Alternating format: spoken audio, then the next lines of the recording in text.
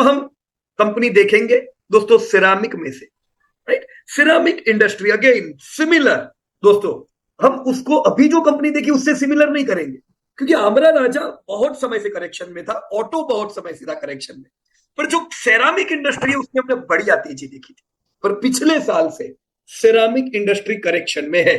तो मैं जानना चाहूंगा सिरामिक इंडस्ट्री टोटल कैसी है, कौन सी अच्छी कंपनी है, आने वाले समय में कितना ग्रोथ करेगी, और अच्छी कोई कंपनी हो तो हमें बताओ, हम कौन से दाम पे ले, क्या उम्मीद रखें, right. So I will request Chandrashekhar Pradhan, CS Pradhan से मैं रिक्वेस्ट करूंगा कि यस प्रधान भाई, you can share your presentation. या सब लोगों से मैं रिक्वेस्ट करूंगा प्रधान जी जो भी बताने वाले हैं उसको नोट कर दीजिए, राइट फ्रेंड्स। या कंटिन्यू प्रधान भाई, thank you. Thank you Piyush भाई। गुड इवनिंग दोस्तों, मैं प्रधान चंद्रशेखर प्रॉफिट फ्रॉम की तरफ से आप सबका 9 मंथ FY24 रिजल्ट्स में आपका स्वागत करता हूं।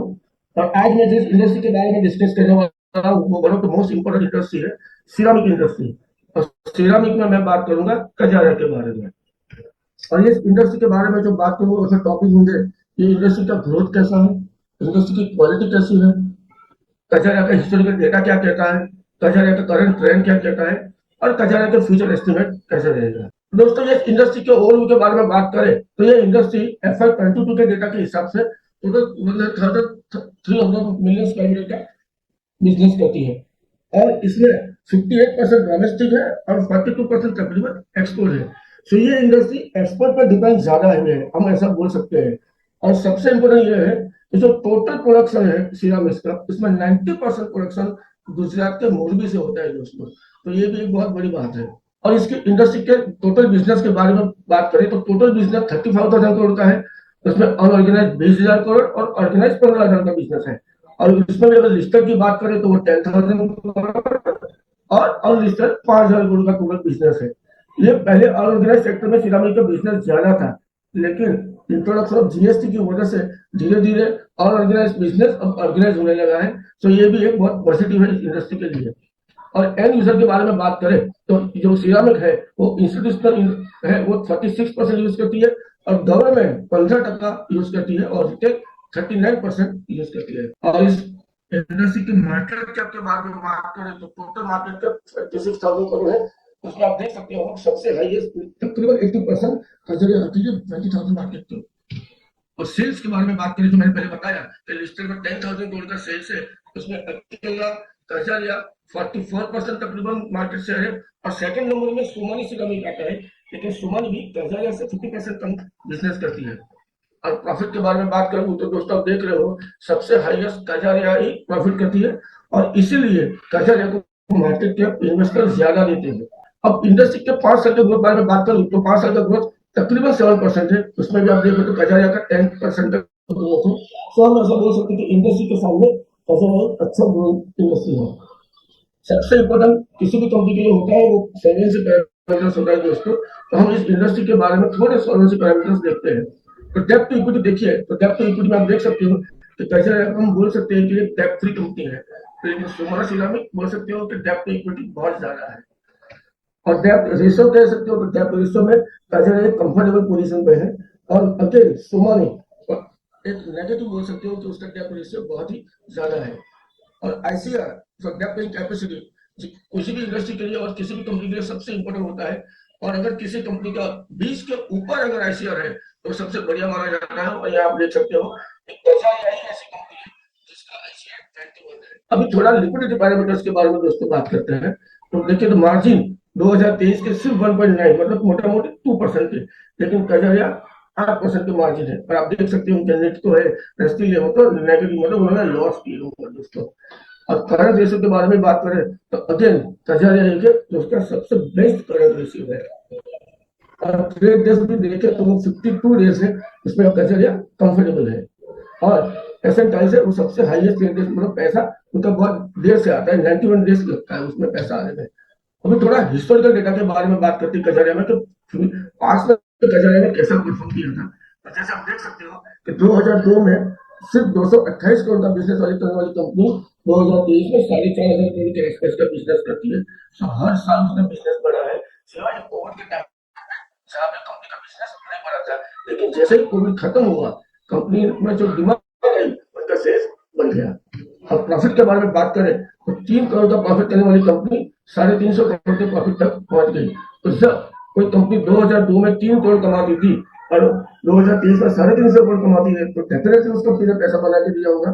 तो देखते हैं कि प्रॉफिट पैसा कितना बना के दिया। आप देख सकते हैं इन 25 ईयर्स कजारिया ने 210 लोगों का पैसा बना दिया है।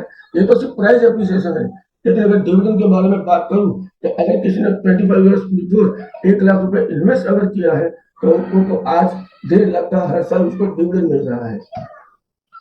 करंट ईयर के सेल्स में बात करूं तो करंट ईयर पूरा इंडस्ट्री का म्यूटेड ग्रोथ है और उसमें भी कजारिया का सिर्फ 5% है। और ये म्यूटेड ग्रोथ क्यों है?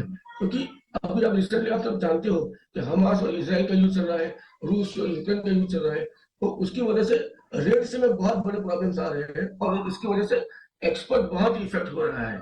और मैनेजमेंट का कहना है कि जो कंसाइनमेंट पहले वो लोग $600 में बेचते थे वो सेम कंसाइनमेंट आज $4000 की कॉस्ट होती है और जो कंसाइनमेंट पहले 20 दिन में पहुंचता था आज वो 40 दिन ले रहा है। ये सब रीजन की वजह से कंपनी का एक्सपोर्ट बहुत ही इफेक्ट हुआ है। और ट्रेंड के बारे में बात करें तो जैसे आप देख सकते हो लास्ट ईयर ग्रोथ अच्छा था 18% था, लेकिन प्रॉफिट कम थी क्योंकि लास्ट ईयर इन्फ्लेशन ज्यादा था। लेकिन आप Q1 देखो, H1 देखो, 9 मंथ देखो, ग्रोथ म्यूटेड है और प्रॉफिट बढ़े है। प्रॉफिट इसलिए बढ़े है क्योंकि ये साल इन्फ्लेशन कूल ऑफ हुआ है, उनका सबसे बड़ा जो कॉस्ट होता है पावर एंड फ्यूल का वो ईज होने की वजह से उनके प्रॉफिट्स बढ़े हुए हैं। जैसे भी आप कॉस्ट आप देख सकते हो पावर एंड फ्यूल और मटेरियल जो सबसे हाईएस्ट शेयर लगते हैं वो ग्रोथ 5% का बिजनेस में हुआ है, लेकिन पावर एंड फ्यूल की कॉस्ट 20% से गिरी है और मटेरियल 3% से गिरा है और इसी रीजन की वजह से कंपनी के प्रॉफिट्स बढ़े हुए हैं। फ्यूचर एस्टिमेट क्या कर सकते हैं दोस्तों हम लोग? तो करंट ईयर में हम 5% का ग्रोथ लेते हैं। ये पहली कंपनी ऐसी है जिसका हमने डिग्रोथ किया है।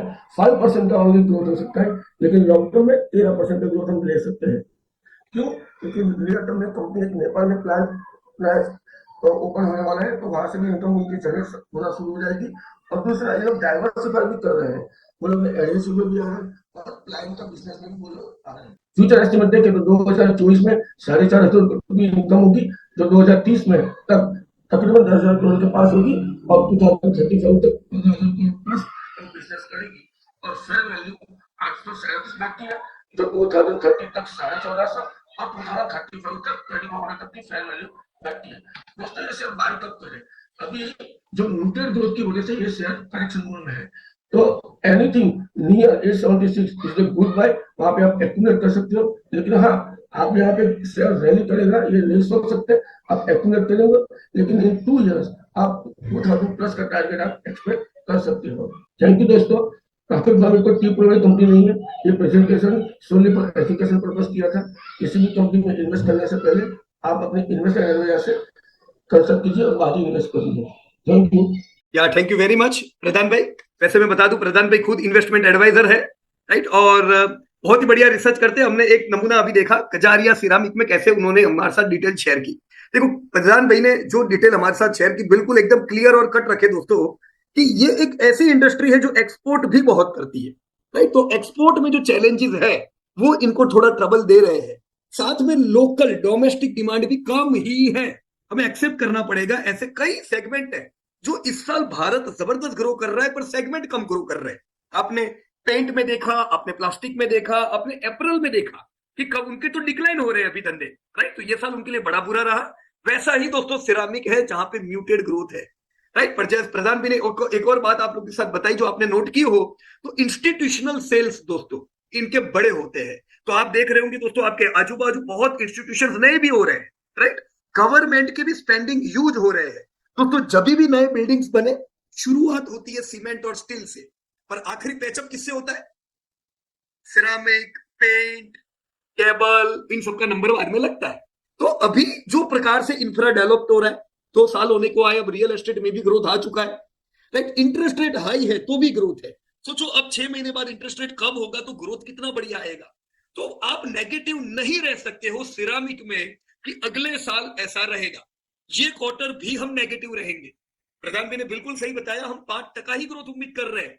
सो शेयर करेक्शन में रहेगा, शेयर टूटेगा, चिंता नहीं करने की। क्या कर सकते हो? SIP एक्यूमुलेट करो, क्योंकि हम अगले साल इसमें अच्छी डिमांड देख सकते हैं।